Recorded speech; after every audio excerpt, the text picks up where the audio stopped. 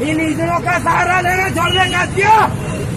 मैं तो सामने आओ, को मारूंगा, एक शॉट मारूंगा। मैं तो सामने, इस कुत्ते के सामने मत नाचना गब्बर, मैं तेरा खून पी जाऊंगा।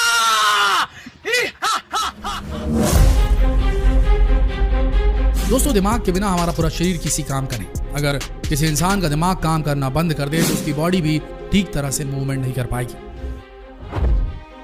दोस्तों, हमारा ब्रेन यानी दिमाग ही हमारी बॉडी का सुप्रीम बॉस है। ये दिमाग ही है जो हमारे शरीर की तमाम हरकतों को कंट्रोल करता है। यूँ तो शरीर के सारे अंग बहुत इंपॉर्टेंट है, लेकिन ब्रेन से ज्यादा इंपॉर्टेंट कुछ भी नहीं। इसलिए कुछ खराबी आने पर या किसी बीमारी की वजह से जब डॉक्टर्स दिमाग की सर्जरी की बात कर देते हैं तो सही मायने में दिमाग खराब हो जाता है। यही वजह है कि हमारा दिमाग कई सारे प्रोटेक्टिव लेयर्स के पीछे सेफ रहता है। अगर कहीं ये दूसरे अंगों की तरह होता तो इस पर चोट लगने का खतरा भी उतना ही ज्यादा होता।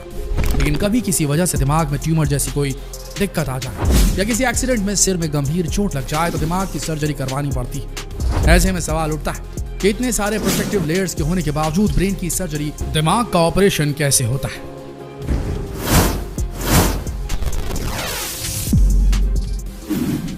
तो आपके सारे सवालों का जवाब हमारे इस वीडियो में छिपा है, जिसमें हम आपको बताएंगे कि ब्रेन सर्जरी कैसे काम करती है और इसका पूरा प्रोसेस क्या है। दोस्तों, हम क्या बोल रहे हैं, क्या कर रहे हैं, क्या सोच रहे हैं और क्या महसूस कर रहे हैं, हमारे भीतर उठने वाले ये तमाम भाव हमारे दिमाग से ही कंट्रोल होते हैं। इसलिए हमारे शरीर की बनावट में सबसे ज्यादा सुरक्षा हमारे ब्रेन यानी दिमाग को ही दी गई, यानी कि इसे कई सारे लेयर्स के नीचे सहेज कर रखा गया। इन प्रोटेक्टेड लेयर्स में सबसे पहले आता है स्कल, जिसे हम आम भाषा में खोपड़ी कहते हैं। जैसा कि आप सब जानते हैं कि हमारी खोपड़ी हड्डियों से बनी होती है जो हमारे ब्रेन को अच्छे से प्रोटेक्ट करती है। अब समझिए कि हमारी खोपड़ी के नीचे ब्रेन के आसपास 3 प्रोटेक्टिव टिश्यूज भी होते हैं जिन्हें मेनिंजेस कहा जाता है।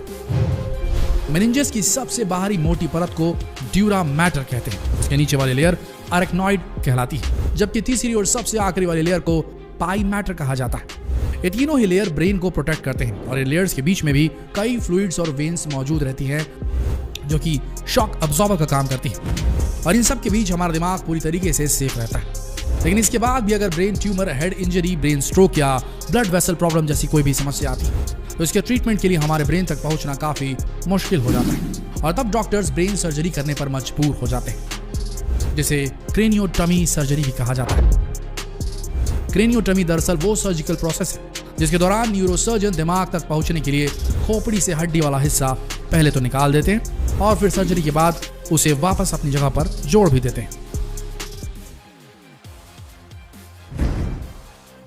तो चलिए अब आपको क्रेनियोटमी सर्जरी को सिलसिलेवार तरीके से समझाते हैं। इसे करने से पहले मरीज को सबसे पहले एनेस्थीसिया दिया जाता ताकि वो बेहोश हो जाए और उसे किसी तरह के दर्द का एहसास ना हो। इसके बाद मरीज को 3 पिन स्कल फिक्सेशन डिवाइस में लगा दिया जाता है तो मरीज के दिमाग को एक जगह बिल्कुल होल्ड करके रखता है।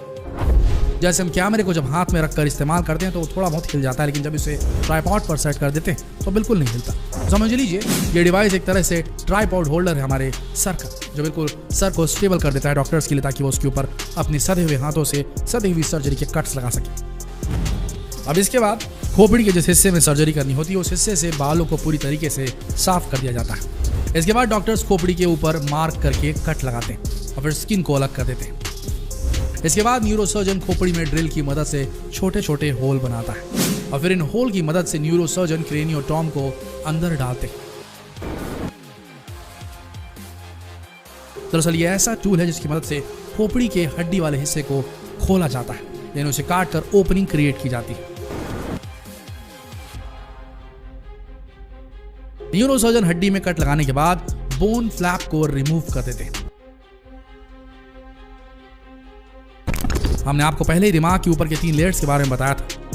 इन्हें हटाए बिना दिमाग तक पहुंचना डॉक्टर्स के लिए नामुमकिन होता है। इसके बाद डॉक्टर्स इंस्ट्रूमेंट्स की मदद से दिमाग में मौजूद ट्यूमर को हटा देते हैं या कोई दूसरी परेशानी हो उसे दुरुस्त कर देते हैं। एक बार सर्जरी जब पूरी हो जाए तो फिर डॉक्टर्स सबसे अंदर की लेयर को टांकों की मदद से सील कर देते हैं। उसके ऊपर मौजूद बोन फ्लैप को मेटल शीट्स और स्क्रू की मदद से वापस अपनी जगह पर सेट कर दिया जाता है। ये मेटल और स्क्रू लाइफ टाइम के लिए दिमाग में फिट हो जाते हैं और सबसे आखिर में स्कैल्प पर लगाए गए कट को भी स्टिच कर दिया जाता है। एक बार जब ये सारा प्रोसेस कंप्लीट हो जाता है तो फिर सिर को पट्टियों से बांध दिया जाता है ताकि सिर में लगे तमाम कट्स को हील होने यानी घावों को भरने का समय मिल सके। वीडियो में अब तक बताई गई चीजों को देखकर भी आपको यही लग रहा होगा कि यह बहुत ही कठिन प्रोसेस है। तो दोस्तों, शरीर का जो अंग सबसे ज्यादा इंपॉर्टेंट है, जिसे सबसे ज्यादा प्रोटेक्टेड बनाया गया है, अब उसमें आई दिक्कत को दूर करने का प्रोसेस थोड़ा कॉम्प्लिकेटेड तो होगा ही होगा।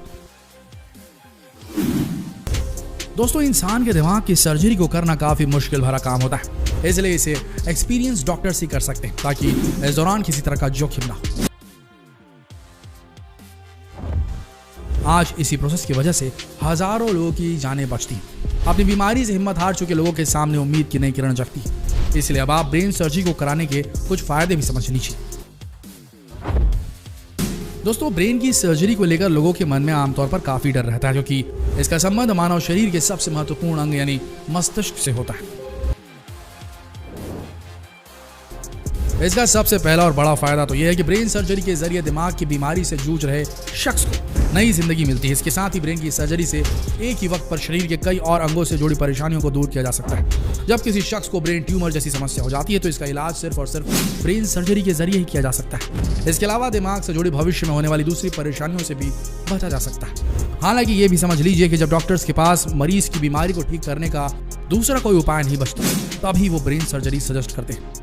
अब जाहिर सी बात कि जब सर्जरी इतनी बड़ी है तो इसमें कुछ जोखिम तो होंगे ही होंगे। तो आपको बता दें मोटा माटी इससे जुड़े कुछ जोखिम के बारे में बताना पड़ेगा आपको। दोस्तों, इसमें कोई दो राय नहीं कि ब्रेन सर्जरी की मदद से कई सारे लोगों की जिंदगियां खुशियों से भर गई है। इसके बावजूद किसी भी दूसरी सर्जरी की तरह ही ब्रेन सर्जरी के भी अपने कुछ जोखिम होते हैं, जैसे दिमाग में सूजन का हो जाना। कई बार ऐसा देखा गया है कि ब्रेन सर्जरी के बाद कुछ लोगों के मस्तिष्क में सूजन आ जाती है। हालांकि वक्त के साथ ये सूजन खुद ही ठीक भी हो जाती है, लेकिन अगर समस्या ज्यादा दिनों तक बनी रहे तो ऐसी हालत में मेडिकल मदद की जरूरत पड़ सकती है। ब्रेन सर्जरी के बाद मरीज के कोमा में जाने की भी आशंका रहती है, यानी मरीज के शरीर के अंगों के बजाय सिर्फ दिमाग ही कोमा में रहता है। यही वजह है कि ब्रेन की सर्जरी के वक्त डॉक्टर्स कुछ ज्यादा ही सावधानी बरतते हैं। दिमाग की सर्जरी के दौरान काफी छोटे छोटे कट लगाए जाते हैं, लेकिन कई बार ऐसा भी देखा गया है कि सर्जरी के बाद कुछ लोगों के ब्रेन में इंटरनल ब्लीडिंग होने लगती है। इसके अलावा कुछ लोगों को बोलने, याद रखने या देखने में भी कुछ परेशानी हो सकती है। हालांकि ऐसा बहुत रेयर होता है, लेकिन फिर भी ब्रेन की सर्जरी के बाद मरीज को अपनी सेहत पर विशेष ध्यान देना चाहिए और हेल्थ रिलेटेड किसी भी इशू को तुरंत डॉक्टर से शेयर करना चाहिए।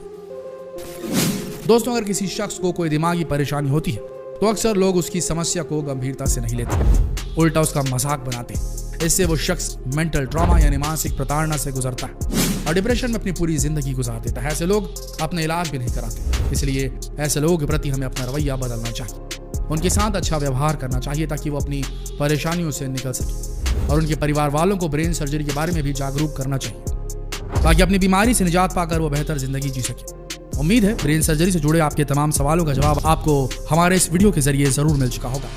तो अगर ये जानकारी आपको सही लगी, शेयर करने लायक लगी, तो कृपया इसे रोकिए नहीं। शेयर कीजिए फेसबुक पर, व्हाट्सएप पर, यूट्यूब पर। आपके शेयर करने से हमें ऐसे वीडियोस बनाने का मौका मिल पाता है। तो प्लीज शेयर कीजिए इस वीडियो को। मिलते हैं अगले वीडियो में, तब तक के लिए आप सबका इस वीडियो के अंत तक बने रहने के लिए दिल से धन्यवाद।